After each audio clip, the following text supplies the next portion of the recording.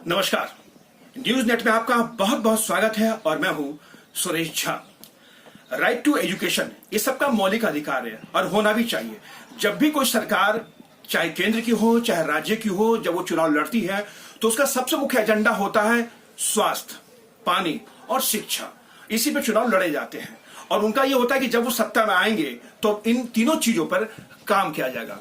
जैसे ही कोरोना महामारी पूरे विश्व में फैली हुई है, देश में भी बुरा हाल है। कोरोना संक्रमण जो लोग हो रहे हैं, जो लोग मर रहे हैं, जो लोग जी रहे हैं, यानी देख सकते हैं कोरोना पूरे देश की अर्थव्यवस्था को हिलाकर रख दिया है। इसने लोगों को जीने पर मजबूर कर दिया है और एक जो सोच लोगों की आई है, एक नई जिंदगी जीने की सोच आई है। तो आज हम आपको जो बताने के लिए जा रहे हैं, सरकार की जो एक आज हम आपको खामी बताने के लिए जा रहे हैं। कोरोना काल के दौरान तमाम सरकारों की खामियां एक के बाद एक उजागर हो गई है, क्योंकि सरकार कहती कुछ है और करती कुछ है। कोरोना आपको याद होगा कि जब लोग घरों में दुबके हुए थे तो तमाम सरकार के जो नुमाइंदे हैं, जो मुख्यमंत्री हैं, मंत्री हैं, या तमाम जो लोग अपने घरों में थे। खैर चले, सबको अपनी जान का डर है और होना भी चाहिए। लेकिन आज हम आपको जो जानकारी देने के लिए जा रहे हैं, आपको जानकर बड़ा ताज्जुब होगा कि कोरोना काल के दौरान जो गैर सरकारी सहायता प्राप्त जो स्कूल है वहां पर ऑनलाइन क्लासेस चल रही हैं। क्योंकि कोरोना के दौरान ऑनलाइन क्लासों का चाहे कोर्ट ले ले चाहे कहीं भी ले ले, यानी हर चीज ऑनलाइन हो चुकी है। तो क्लासेस भी ऑनलाइन चल रही है, कॉलेज की, स्कूल की तमाम चल रही है। लेकिन क्या कभी आपने सोचा है कि जो ऑनलाइन क्लासों के अंदर जो गैर सरकारी प्राप्त जो स्कूल है वहां पर EWS के बच्चे हैं, लेकिन उनके माता पिता इतने सक्षम नहीं है कि अपने बच्चों को ऑनलाइन शिक्षा मुहैया करा पाए, क्योंकि इसके लिए गजट की जरूरत होती है, इसके लिए महंगे फोन की जरूरत होती है, इसके लिए नेट की जरूरत होती है। लेकिन जब उसी स्कूल के अंदर कुछ ऐसे लोग भी हैं, सभ्रात लोग भी हैं, जिनके माता पिता सक्षम है, तो ऐसे में सोचिए कि उन गरीब बच्चों के ऊपर क्या गुजरती होगी। उसी को लेकर दिल्ली हाईकोर्ट में याचिका दाखिल की गई थी, जिसमें कहा गया था कि मिलॉर्ड, आप ऐसे बच्चों को देखिए और सरकार को निर्देश दीजिए कि ऐसे बच्चों को सरकार गजट मुहैया कराए ताकि वो बच्चे भी दूसरे बच्चों की तरह पढ़ सके। दिल्ली हाईकोर्ट ने आदेश दिया, लेकिन दिल्ली सरकार ने कहा कि हम इस आदेश को नहीं मानते। उन्होंने उस आदेश को सुप्रीम कोर्ट में चुनौती दी। सुप्रीम कोर्ट के अंदर कहा कि हमारे पास पैसे नहीं है। सुप्रीम कोर्ट ने तुरंत उस आदेश पर रोक लगा दी। तो आप कैसे देख सकते हैं कि किस तरीके से हमारे यहाँ बच्चों के साथ बर्ताव किया जाता है। तो आज इसी विषय पर हमारे साथ बातचीत करने के लिए मौजूद है सुप्रीम कोर्ट के सीनियर एडवोकेट हैं HM सिंह। आइए इनसे बातचीत करते हैं। सर, आपने पूरा सुन ही लिया सर, मैंने तब लंबा चौड़ा भाषण भी दे दिया कि कोरोना काल के दौरान सब कुछ ऑनलाइन हो गया। स्कूल भी ऑनलाइन, कॉलेज भी ऑनलाइन, कोर्ट भी ऑनलाइन हो चुकी है। लेकिन जो गैर सरकारी प्राप्त जो स्कूल है वहां पर जो ऐसे बच्चे हैं EWS के, उनके पास उनके माता पिता इतने सक्षम नहीं है कि अपने बच्चों को ऐसे महंगे गजट मुहैया कराएं ताकि वो लोग भी ऑनलाइन क्लास ले सकें। दिल्ली हाईकोर्ट ने आदेश दिया, लेकिन दिल्ली सरकार ने उसको मना कर दिया। क्या सरकार के पास पैसे नहीं है सर? आप इस बात को भी तो देखेंगे कि देखो, राइट टू एजुकेशन है, हम इस बात को मना नहीं कर सकते। ये सारा जो है इस इंडिया के अंदर अप्लाई करता है। आपको ये भी देखना पड़ेगा कि कोरोना काल के अंदर जो है सरकारों के पास भी जो बजट है उसकी भी बहुत ज्यादा कमी आई है। उनके पास भी पैसा जो है रेवेन्यू इकट्ठा नहीं हो रहा, जनरेट नहीं हो पा रहा, और इंडस्ट्री जो फेल हो रही है, और भी जो काम कहा जाए छोटे दुकानदार है उनका भी काम नहीं हो रहा। तो सरकार जो पैसा लाएगी वो कहाँ से लाएगी? वो अल्टीमेटली तो जो है पब्लिक मनी होती है, वो हम उनका कोई पैसा नहीं होता।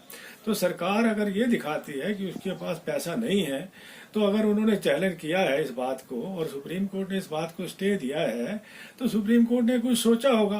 पर जैसा जितना बजट दिल्ली का है एजुकेशन का, तो मेरा जितना मैं समझता हूँ वो सबसे ज्यादा है इंडिया के अंदर आज की तारीख में। तो उनको कर देना चाहिए था। और यहाँ अगर पैसे की जरूरत है तो कुछ MP जो हैं या MLA जो हैं वो आपस में मिल के इसका कोई कंट्रीब्यूशन करते और यहाँ असेसमेंट करते कि भाई कितने पैसे का खर्चा होगा। तो बच्चों का भविष्य देखते हुए, वो वेलफेयर स्टेट है, बच्चों को एजुकेशन नहीं देंगे तो वो कैसे आगे बढ़ेंगे, तो कैसे आगे बढ़ेंगे। लेकिन सर ये बताइए कि दिल्ली सरकार ने कहा कि हमारे पास पैसे नहीं है तो हम ऐसे बच्चों की मदद क्यों करें। लेकिन सर, हम 3000 करोड़ का हम पार्लियामेंट बनाते हैं, हम तमाम चीजें करते हैं, लेकिन क्या हम जहां पैसा खर्च करने चाहिए, जहां बच्चों के भविष्य की बात है, तो वहां पर पैसा खर्च करने में हमें दिक्कत होती है?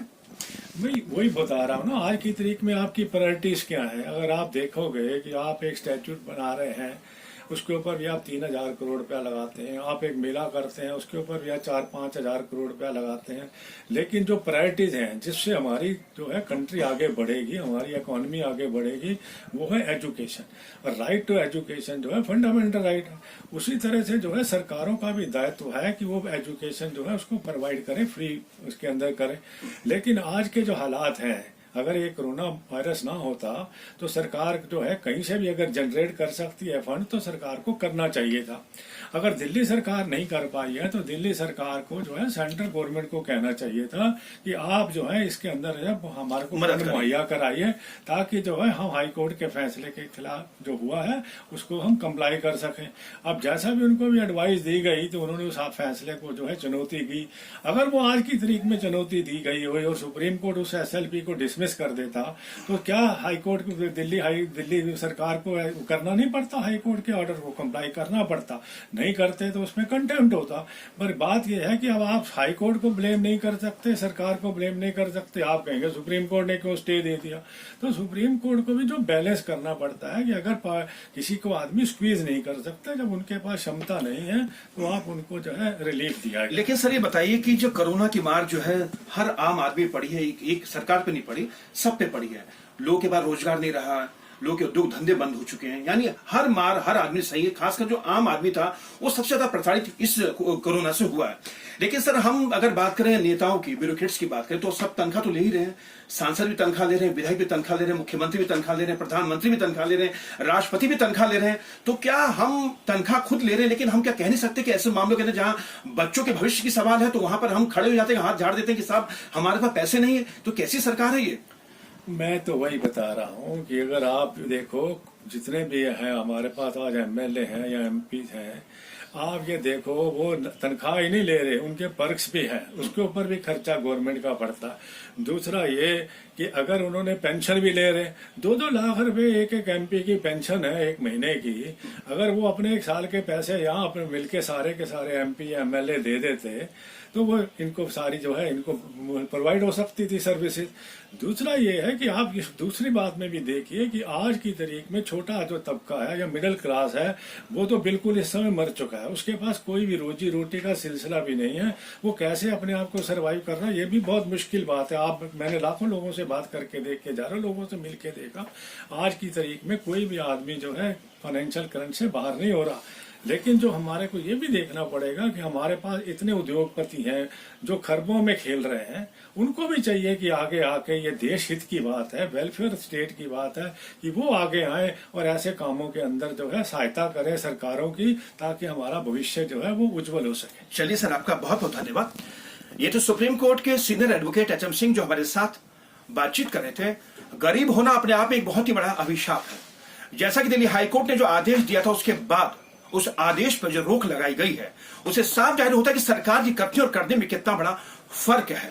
हम हजारों करोड़ का पार्लियामेंट बनाते हैं जहां पर मान्य लोग जाकर बैठेंगे, बहस करेंगे, झगड़ा करेंगे, एक दूसरे पर जूतम पैजार करेंगे, लेकिन एक वही दूसरी ओर हमारा देश का भविष्य है जहां पर वो गरीब बच्चा EWS का बच्चा है जिसके पास पढ़ने के लिए ऑनलाइन क्लास के लिए गैजेट्स नहीं है, लेकिन उसकी तरफ ध्यान किसी का भी नहीं है। लेकिन आज जब वही बात होती है तनख्वाह की, हमारे मान्यों की तनख्वाह की अगर बढ़ाने की बात होती है, तमाम चाहे विरोधी हो, चाहे घुर विरोधी हो, चाहे सत्ता पक्षी हो, चाहे विपक्ष पक्षी हो, सब एक साथ हाथ खड़े कर देते हैं। लेकिन आज जब सुप्रीम कोर्ट के आदेश को के बाद दिल्ली हाई कोर्ट के आदेश को जो विराम लगा दिया, जो स्टे दे दिया गया, तो उस आदेश के खिलाफ आज कोई भी खड़ा नहीं हो रहा है।